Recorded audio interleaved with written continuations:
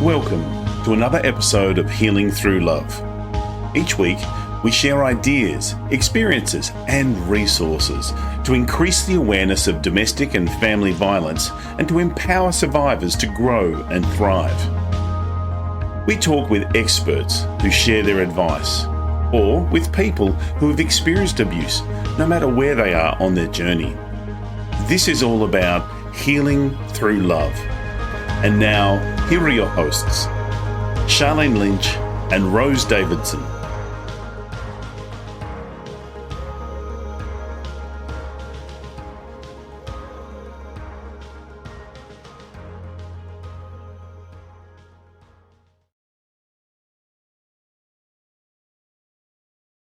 The Healing Through Love podcast with host Sharlene Lynch and Rose Davidson would love to acknowledge Global Glamping Charities Incorporated for generously supporting this podcast. Global Glamping Charities, solving homelessness in all of its forms. Reach out to them at globalglamping.org. The Healing Through Love podcast with Sharlene Lynch and Rose Davidson. Mell Balment in episode 45 discusses with us how we can learn to manage ourselves as empaths. Everything in life, walking, running, everything is being mastered. And some things we can put more effort into than others. So being aware of what is going on when we are awake, what we are saying to ourselves, and we kind of come across. There's a Dove advert. Oh, it's probably 10, 15 years old now. In fact, Dove have done a whole series of different adverts about how people talk to themselves, and they get actors to say the things that the person's written out that they tell themselves. And they've done like social experiments and put them in cafes where an actor repeats the exact phrases that the other person would say to themselves. And something like 8 or 9 out of 10 times, people would interrupt them saying, that is disgraceful. You don't speak to people like that. The Healing Through Love podcast with Sharlene Lynch and Rose Davidson. Hello and welcome to the Healing Through Love podcast. I'm your host, Rose Davidson from rosedavidson.com. Healing Through Love is a social enterprise whose mission is to bring awareness to the community of domestic and family violence survivors and how it affects them and their families.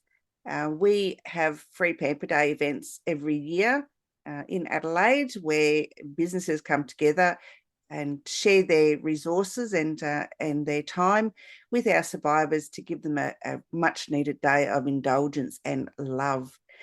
Today, my guest is Mell Balment, and she is one of my favourite people because she just speaks so well, and I just love her topic of quantum coaching and healing. And today we're going to be talking about from chaos to calm for empaths, and we're going to be learning how to manage ourselves as empaths, particularly against narcissistic and behaviours and persons and dark empaths. And Mell is often referred to as the deep belief hacker, and she loves to support high-performing, thought-changing entrepreneurs. By mastering her hypersensitivities, she navigated to shores of calm, confidence, and happiness by sailing through her mid-storms. Her passionate personality combines spirituality and neuro-knowledge with the science of assessing our subconscious to hack our belief systems with award-winning results. She is an absolute delight to speak with. Mell, welcome to Healing Through Love. Oh, hello. Heavy talk, but I will try and keep it light for you. Thank you. Now, I know a little bit about, the quantum healing because we've had discussions about it before, but tell me, and tell our viewers and listeners, what is quantum healing? Well, a quantum is, I'm just going to turn you up a bit. A quantum is the smallest measurement. So you can have a quantum of anything. So for me, quantum healing is the smallest, or in the context of subconscious, the furthest back emotion, the smallest measurement of our memory or the essence of the emotion that is stored in our body, our psyche, or even in our energetic field. So that's what quantum healing is, finding those minute little trigger things that are stuck there, just hidden away, and finding them. So how do we go about finding these little triggers that follow us around? Yeah, great question. How do we find them? Well, I call it mind web analysis. And what that simply means is finding what the source cause, or the oldest memory, or the oldest scenario that set in a set of energies or beliefs or attachments, some DNA damage. Often this comes from our past lives. It can even happen during womb development and or during birth. And we hear of these kind of terms, but how do we find them? By accessing your subconscious. It's kind of that simple. And even accessing our subconscious isn't a hard thing. This isn't even kind of airy fairy woo anymore. This science backs this. And it's using the really practical techniques to get more intangible emotional benefits down the track. Yeah. So, how do we reach our subconscious? Our subconscious is awake all the time. Even when we're asleep, our subconscious is awake. But how do we reach it at a conscious level when, how do we reach it when we're at a conscious level so that we can find the subconscious things that need to be fixed? Well, the easiest answer I've got is by accessing through meditation, theta hypnosis, altered state, where we're switching off our conscious brain, which is our logic, which is our critical thinking. It's all the forward stuff, to access the back stuff, which, as you quite rightly said, is always operating whether we like it, whether we're aware of it, or whether we even believe in it. It is always working. And simple explanations or examples of that is driving. We know when we can tune out and we're suddenly 3 kilometers down the road going, oh, I wasn't even aware that I passed my favorite shop back there. We're on autopilot so much of the time. Blinking, breathing, all of that stuff happens subconsciously. Now, that is driven by body, but the thinking and the logic that is, the behaviors and the emotions that are driving the thinking and the logic, they're either happening with our awareness or not. So how do we access it?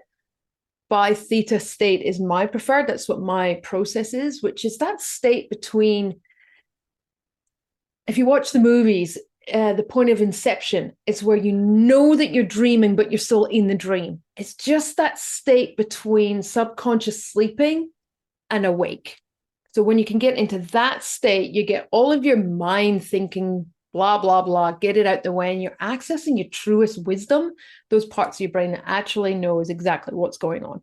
And as a DV survivor myself, and so I have the lived experience of that, and there are a lot of traumas that come with that, and a lot of the behaviors that we have after we've escaped the situation, we're sometimes not aware of. They just sort of happen automatically. So that's obviously our subconscious state keeping us safe.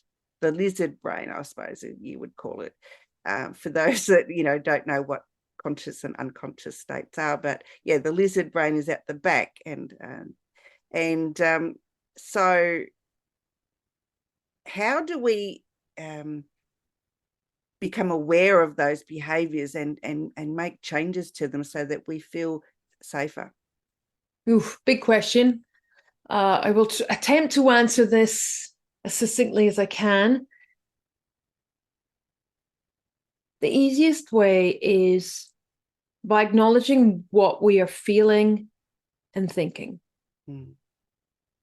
Now, to become aware actually isn't as simple if you've never done it before. I know when I first started, I couldn't really understand the difference. And it takes a level of mastery. And everything in life, walking, running, everything is being mastered. And some things we can put more effort into than others. So being aware of what is going on when we are awake, what we are saying to ourselves. And we kind of come across, there's a Dove advert. Oh, it's probably 10, 15 years old now. In fact, Dove have done a whole series of different adverts about how people talk to themselves, and they get actors to say the things that the person's written out that they tell themselves. And they've done like social experiments and put them in cafes where an actor repeats the exact phrases that the other person would say to themselves. And something like 8 or 9 out of 10 times, people would interrupt them and say, that is disgraceful. You don't speak to people like that. But that is how we talk to ourselves. Really normal, everyday, common experiences. We really are down on ourselves. So what happens is, especially if we get into the subject of DV, self-esteem is already damaged in any sort. So let's talk about what domestic violence is, right? It's all of the forms of control: emotional, mental, physical, financial, animal control. All of the different types are now thankfully considered as a level of domestic violence, domestic abuse. Thank you. Violence doesn't always have to be the cause of abuse. So if you've got someone who's saying you'll never amount to anything, or you'll never be able to manage the accounts on your own, or nobody will want you. If you're hearing these kinds of messages, the language that you use with yourself changes. It absolutely, this isn't even under discussion. This is a fact. The way you think of yourself changes the more you hear these messages. And that's part of the problem with empaths and narcissists or dark empaths, which is a whole different category again. Dark empaths know they're doing it. Narcissists are on a spectrum, and sometimes they do, sometimes they don't know. But dark empaths know what they're doing to erode the self-esteem so they can control the person. So if you've got someone deliberately manipulating you, and then you have your own layers of self-doubt, and then maybe you grew up with not the best role models, there's so much negativity going on in our mind, and we don't even know. We haven't even been taught, because what happens is when people leave these kind of circumstances, it's then they start to become aware. It's not very often in the midst of it that they become aware of their own thinking. They become aware of how the behaviors aren't acceptable, and that's usually why they leave. But to catch themselves thinking in it is a really rare situation. It's not until you can come away from it, breathe again, as you say, feel safe, which can take years, if not decades, to catch what we're thinking, to catch what we're saying to ourselves, to catch how we are believing in our own potential. And it's tragic to see how broken the mindset is, not the soul, but the mindset is really fragmented and overlaid with really, really toxic, nasty thinking. That's the number one thing to help people stay away from the abuser, to stay away from future relationships that can stay in that cycle. So I don't know if I answered your question. It was a broad. Yeah, no, you did very well. Thank you. Yeah. And we, we do have to change our belief systems, because, usually, I mean, whether you come from abusive childhood or abusive marriage or relationship, even a friendship, it can be abusive. Siblings, yeah.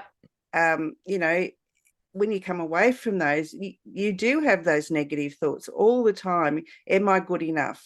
Am I wearing the right clothes? Am I acting my age? Am I this and am I do that? And we have this negative self-talk that we perpetuate forever and ever and ever. And sometimes we don't realize that we're doing it because it's such a habit. Yeah. And that's the key, is to become aware of those habits of thinking and to shift in. And people talk about self-love. And I remember when I first started getting a life coach, and I'm casting back to my memories. I remember being told, you're talking from your head. I used to get so frustrated. Like, I don't freaking know what I don't What does it understand what mean? you're saying. What the fuck does that mean? And it's not until now, not only do I not do that, but I'm aware of it, but I can spot it so easily in somebody else. So it's a skill that can be learned, absolutely can be harnessed like any other skill. And I kind of like breaking down some of these barriers and going, there's nothing special about anybody who has some level of mastery, other than they've spent time working on it. No different from the tennis star or the child pianist. They've spent time mastering it, and then they become very good at it. We can all do. Yeah, I mean, our mutual friend Sharlene, she taught me about the things I used to say to myself, negative self-talk, and now 99% of the time I can pick myself up when I've said something bad about myself, or like, oh, that was like, don't be a dickhead, or stop being stupid, and I'm not being stupid, I just made a mistake. And so I have to reframe the words to myself so that my subconscious is listening to the good stuff and not listening to the bad things, because your subconscious is always listening, and the more you verbalize bad thoughts about yourself, the more your subconscious will absorb that information, and then it will turn black and nasty. It doesn't know the difference between truth, fiction, or fact. So it's just listening, like you say, all the time. And like you said, it's catching yourself with what you're saying. And the way that we approach life can't always be roses, using your name there, sunshine and unicorns and rainbows. That's not what we're talking about. We're talking about, why beat up on ourselves when life is already actually meant to be a challenge? We're here on earth to learn something. Otherwise, in my view, what is the point of our existence? There is a reason.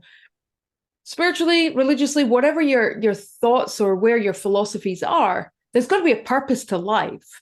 And if you don't believe in a purpose to life, then why are you trying to improve yourself? What does it matter anyway? But for those of us who do, is we need to cut ourselves some slack and give ourselves some grace when we make a mistake. What is a mistake anyway? What is perfection anyway? It doesn't exist. It's a set of rules or standards that society or someone else has placed upon you, or that we're trying to live up to. Give yourself some grace and go, well, that didn't go to plan. Is it a mistake? Was someone to blame? Did someone fuck up? No, not necessarily.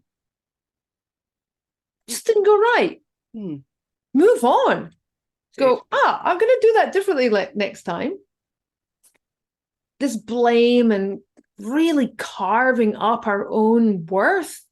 Going, I messed up. It's like, well, actually I didn't, just the tech went wrong. Or actually it's just something completely outside my control.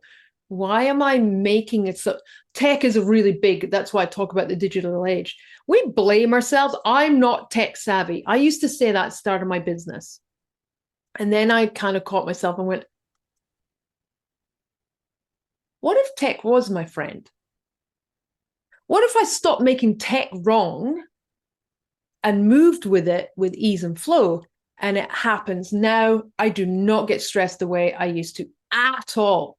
It's like, okay, things go glitchy. Yeah, I remember those days when we first met, and you say, I'm not tech savvy, I can't do this.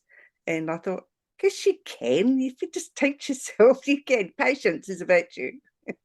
Yeah, and it's also, well, it's not my wheelhouse. It's not my best skill. It's not my zone of genius, whatever phrase you want to use. That's okay too. It can still work for you. Absolutely. Yeah. And really, patience can go a long way. If you just put your mind to something, you can master whatever it is that you're having issues with. Mm. Mel, I guess leading on from there, how can we as survivors find that beautiful middle ground where we aren't walking on eggshells all the time, and and find that nice green grass that we're all looking for? Oh, that's a good question. How can you enjoy? Okay. I'm thinking to some client examples. I think a big problem that many of us experience in life, not just domestic abuse, any challenge in life, is we are often trying to be somewhere else into the future. We're either living into where we want to be and or escaping something that we don't like in the past, whether that's financial, whether that is abuse, whether that's just, this is a crappy job and I want something better for myself. It doesn't always have to be dark and heavy. So we're kind of either running away from the past or running towards a future, and we're not in the moment. Now, what does that mean? That means I have gratitude. What does that mean? I'm grateful that I'm not in that situation anymore and that I'm here, which is better than there. That's sometimes enough. I'm so proud of myself for having the courage to say that isn't acceptable anymore, and this is my new standard. These are my new boundaries. That can be enough, doing that one day at a time, because I've had quite a few clients who have gone through different levels of narcissistic exes or abuse, and they go back, and there's zero judgments from me. I've had one client 4 times go back. In fact, she's back with them now. It's your choice. I'm not attaching my opinions of your happiness, of your living, to my set of standards. So that's number one. I'm not attached to an outcome that I think it should be, number 2. And number 3, you got to work it out for yourself. I can see that from the outside. You probably know it, but you haven't quite got the last piece of your own decision making, because everything ultimately comes down to choice. Now, caveat, people, I know some people don't have options that makes decisions and choices harder. You don't have a car. You have children that you maybe need to stay for until you worked out what the plan is. You don't have a job. You don't have family. I get there are very limited options available, but you can still make the decision in your mind. As soon as these ducks are lined up, I'm out. As soon as I know A, B, and C has changed or shifted, or that's happened, which has enabled something else to happen, the decision's made. And that is far more powerful sometimes than the actual step, although it's courageous to make the decision to leave. And I know this because I've done it. I'm not speaking just from a hippy-dippy happy person. I escaped a man who raped me in the morning, and in that moment in the bedroom, no more, enough. A flick switched, and I was like, fuck no.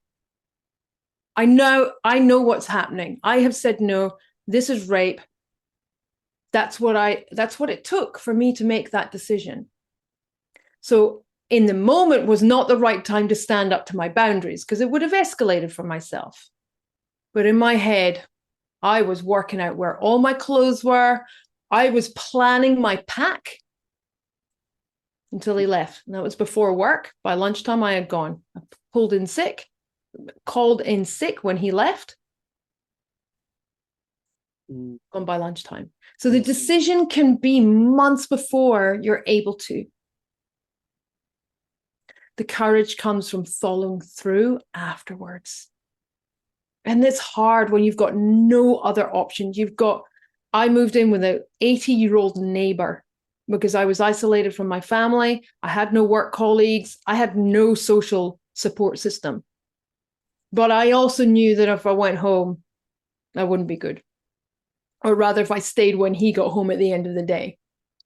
So I went to the neighbor next door. She had some ideas that something wasn't right. And she didn't tell him. He knocked on the door. She didn't give in. She was stronger than I was. And so the steps afterwards sometimes are more courageous when you've got no options. But I can also suggest that sometimes there's more help around, there's more support around than you even know. I remember going to work the next day with a black eye. I remember the looks of curious, sympathy. There was no condescending. There was no people going, oh, you should know better, because they didn't know my circumstances. So there was kind of like, what's going on? And I was, I think I was about 18 or 19 at the time, young. And the work colleagues all supported me. They saw a woman, a young lady who needed help, and they rallied round. I remember crying in the little staff room at the time, which was basically a janitor's closet. But I remember them, two ladies and a man. The man came and then went again when he worked out what was happening, one of my bosses. But then came back again and was like, is there anything else I can do? He left me in this comfort, the ladies. But I remember crying, saying, I've never had anyone to support me. And sometimes we don't know the support's there. It never occurred to me to ask for help before then. And that gave me the courage. They gave me the fight to don't go back to that. Yeah, you're right about the support. You don't realize what's out there. You need to ask, because most people won't interfere. They won't come forward. No. He's quietly supporting you in the background, but don't want to make any conscious effort to say anything, because for fear of being yelled at or breaking a trust or doing whatever. So you do have options, whether it be in your workplace, your family, your friends network, even outer network. When you go to network meetings, you may have a favorite person that you interact with at these networking events, and you might find that they could be a great support. So don't be frightened to ask for help, and asking for help is one of the hardest things to do. And what I'd like to help you use the word earlier, reframe, is think of it this way. If you saw somebody struggling down the street, fell over, or their shopping bag split, or the kid was about to run over the road. There's no cars, but they were about to run into the road. There are circumstances where you would just step in without thinking twice. Mm. And it makes us feel good to help. One of human nature, particularly women, is nurturing, community, being part of something. And helping out is actually in most of our DNAs. It's just what we do. By not asking for help when you freaking need it is denying someone else the ability of giving. And that giving requires a little level of your worthiness to receive. That's why it's hard to ask, because you don't believe you're worthy of interrupting somebody's life to help you through yours. But I really would like you to consider being on an inner circle of someone's personal struggle, being asked in confidence for support is one of the most honoring things of humanity. So somebody tapping your shoulder going, I have nowhere else to turn. Will you help me? It's the most gracious thing to be asked. So if you think there's somebody who can maybe be that person to start, just quietly one person.